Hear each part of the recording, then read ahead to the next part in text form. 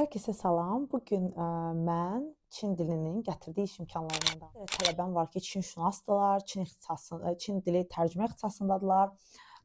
Çin dili ilə bağlı ixtisaslarda oxuyurlar və bu tələbələr bilmirlər ki, nə işləyə bilərlər.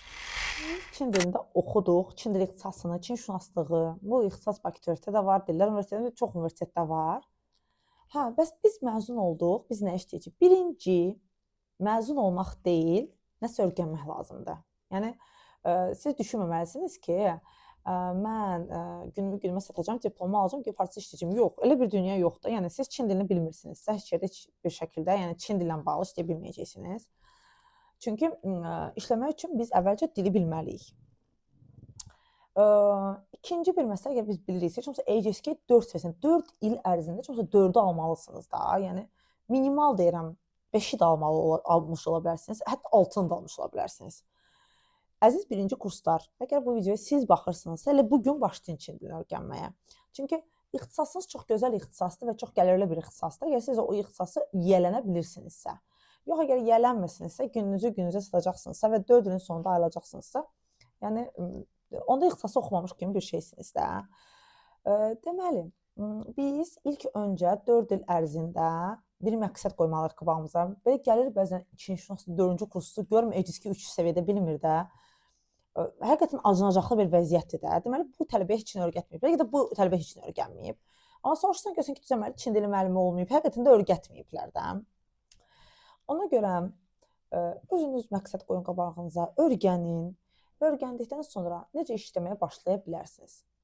İşləməyə başlaya bilərsiniz məktəblərdə müəllim kimi. Özəl məktəblərin çoxsunda LinkedIn hesabınız ola bilər, aça bilərsiniz, bir profil yığa bilərsiniz özünüzə və özəl məktəblərin çoxsunda Çin dili müəllimliyi üzrə postoyanlı vakansiya açırlar da. Yəni onlarda həmişə bir vakansiya olur Çin dili müəllimliyi və hər dəfə də axtarırlar bunu. Özəl məktəblərin hamısında olur demək olar ki, Çin dili dərsi və Çin dili müəllimliyi hamısına ehtiyac var.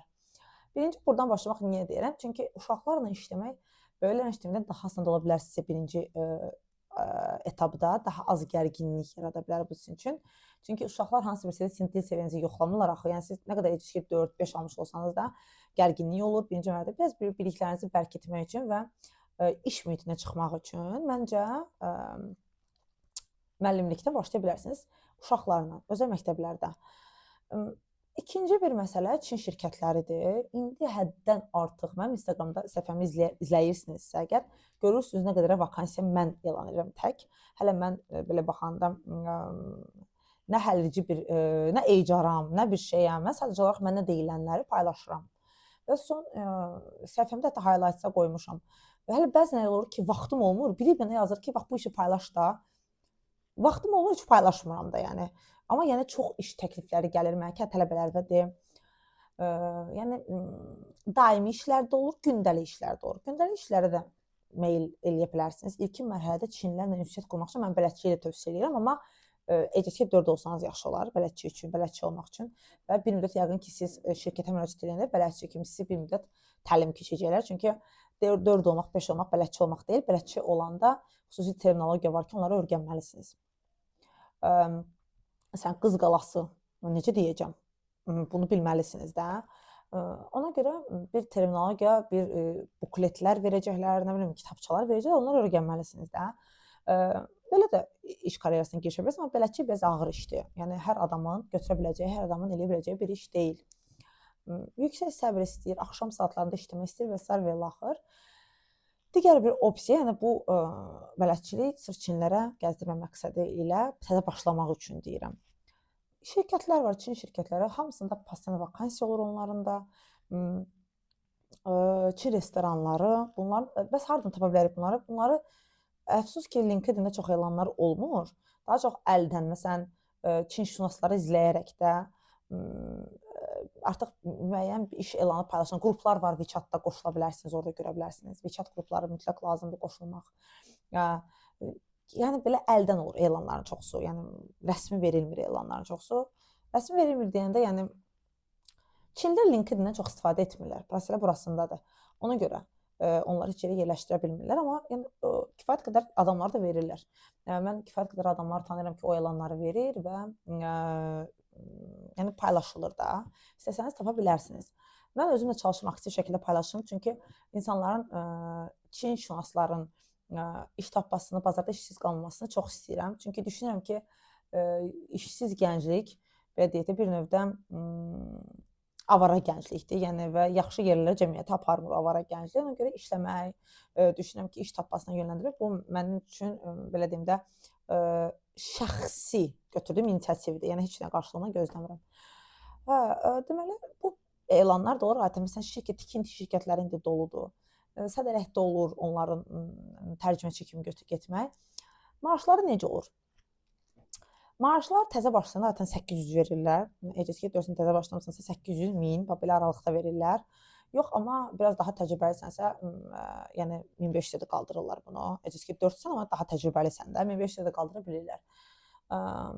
Ən maksimal səviyyədə ECSK 5-6 olanda avtosalonlarda son dövrlərdə verirlər. O da başlayıblar qiyməti biraz öldürməyə. Deməli 2500-ə qədər verirlər. Amma çox yaxşı Çin dili biliyiniz olarsa əgər sizin, sinxron tərcümələrlə məşğul ola bilərsiniz. Bu bəziləri deyir, gündəlik işdir, daimi deyil. İnanırsınız ki, daimi işdənsə gündəlik işi belə deyək də kifayət qədər görmək olar və çox qəşəng məvacib almaq olar. Gündəlik iş dediyinizdə, yəni ayda ən azı belə siz 10 dəfə bir dəvət olunacaqsınız, amma Çin diliniz çox yüksək səviyyədə olmalıdır. Bu tərcümələrə gedib prioritetdə qalmaq məsələsi var. Onun üçün 5, 6, hətta deyərdim 6 olmağınız lazımdır ki, elə tərcümələrdə rahat iştirak edə biləsiniz.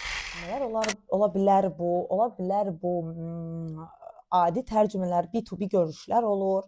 Belə ki, adi görüşlərdə 5 də bəs eləyə bilər, amma sinxron tərcümə çox ciddi bir sahədir və bunu düşünürəm ki, bilmədən getməyiniz sizin üçün travmatik bir vəziyyət yarada bilər. Ona görə 6 olun və rahat gedin. Ona görə, yəni bunların bəs bu işlərin gündəlik məvacibi nə qədər olur? Əgər B2P görüşə getmisinizsə, yəni Çin şirkət, Azərbaycanlı şirkət görüşürlər, gündəlik yəqin ki 120-150 dollar civarı olacaq. Yox, əgər gedirsinizsə daha professional bir tərcüməyə, onun saatı 120-150 dollar olacaq, sinxron tərcümədirsə. Bir saat elə işləyəcəksiniz. Bunun üçün yenə deyirəm, böyük bir yol qət etməlisiniz. Birdən atılmaq mümkün deyil. Amma yəni ayda kifayət qədər də belə görüşlər, bəlkə də bu ay mənə neçə dəfə deyiblər, axırıncını paylaşmadığımı da bilirəm də. Yəni son mənə deyiləni paylaşmadığımı bilirəm. Olur, nə qədər belə görüşlər olur, nə qədər gəlir hələ mənə çatır. Yəni siz aktiv özünüz, mən çünki aktiv məşğul olduğum sahə müəllimlikdir və mən belə qismi gedirəm tərcümələrdə, ancaq saatlıq tərcümələrdə iştirak edirəm, belə gündəlik falan getmirəm. Ona görə mənə qismi çatır. Bilirlər ki, məsələn mən bu saatları, məsələn 1-2 saatsa mən gedə bilərəm, elə çatır mənə. Amma yəni sırf bu işin içərisində olsanız başlayacaqsınız 1-2 kontaktlar quracaqsınız. Yaxşı Çin dili biliyiniz varsa mənə də yaza bilərsiniz. Məndən çox istəyirlər, mən sizi yönləndirərəm də. Yəni 5-6, amma ondan aşağıdakılar yəni belə işlər üçün mən belə deyim də həqiqətən bir növ narahat eləmiş olursunuz. Çünki uyğun deyil, amma yazır və mən eləyə bilərəm, gedir eləyə bilmir. Ona görə yəni eləməyin. 5-6-nız varsa, hə, mən də istiqamət verə bilərəm, yönləndirə bilərəm. Amma bir müddət sonra özünüzə gələcəksiniz, artıq sizi tanıyacaqlar. Yəni 1-2 tanıyacaqsınız. Yaxşı da tanıya bilərsiniz, pis də tanıya bilərsiniz. Elə adam var ki, bir dəfə gedir, ikinci heç kəs onu görmək istəmir. Görmək istəməyin müxtəlif səbəblər ola bilər. Məsuliyyət amili ola bilər burada. Gedir nəsə pis məsuliyyət, gecikir, getmir, belə bir şey. O da dil bilib sonra gedir pis vəziyyətdə qoyur hamını. Belə bir vəziyyət də ola bilər, yəni axtarılmaya da bilərsiniz sonradan, amma yaxşı tərcüməçisinizsə sonradan axtarılacaqsınız. Bu belə. Bəzən də olur ki, zəng eləyir, məsələn, kimsə nömrə gəlib, Çinlidir də, təzə gəlib Bakıya, artıq nömrəm var da çoxsunda, ya da kimsə istəyirlər. Məsələn, yarım saatlıq bir işin var, gələ bilərsən. Belə olanda nə ödəniş deyirik? İndi baxır o işə, baxır o işin ağırlığına, harda olmağına və s. 100-150 manat deyirik, çünki yarım saatdır nəticə olaraq bu belə deyim də, əgər alınırsa, sözsüz ki, alınmırsa öhdəliyimizə götürmürük.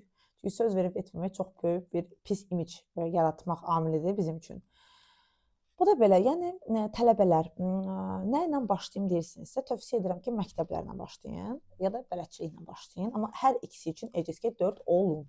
Ondan aşağı ilə işə girməyin. İş sahəsinə atılmayın. Çünki bu sizin üçün də travmatik vəziyyət yaradacaq, işə götürən üçün də travmatik bir vəziyyət yaradacaq. Sonrakı mərhələdə sən nə edəcəksən? Yavaş-yavaş lazımdır bağlar qurmaq, əlaqələr yaratmaq və beləliklə tanınmaq, bilinmək, getmək, gəlmək və bu sahə çünki kinşünaslıq ümumiyyətlə belə bir sahədir ki, biz əlaqələr qurmalıyıq da. Yəni rəsmi bir şey yoxdur, heç yerdə elanlar verilmir, əldən ələ gedir, belə tanınır. Belə, ümid edirəm bu video sizin üçün dəyərli oldu, sizin üçün faydalı oldu. Əgər suallarınız olarsa mənə yaza bilərsiniz. Növbəti videolarda da görüşərik.